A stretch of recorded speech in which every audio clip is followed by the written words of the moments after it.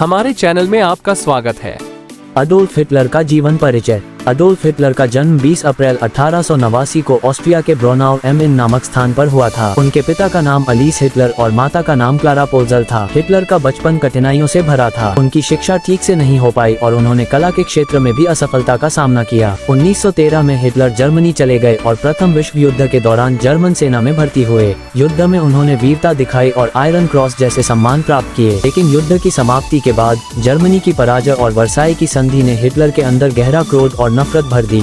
1919 में Hitler German workers party DAP से जुड़े, जिसे बाद में नाजी पार्टी NSDAP के नाम से जाना गया। अपनी भाषण कला और प्रचार कौशल के जरिए हिटलर ने पार्टी में प्रमुख स्थान प्राप्त किया। 1923 में उन्होंने म्यूनिक में बियर हॉल पुश नामक असफल विद्रोह का नेतृत्व किया और गिरफ्तार हो गए। जेल में उन्होंने अपनी आत्मकथा मीन कैंप लिखी, जिसमें उनके विचार और योजनाएं थीं। 1929 में महामंदी के बाद जर्मनी में आर्थिक संकट के कारण नाजी पार्टी का समर्थन तेजी से बढ़ा।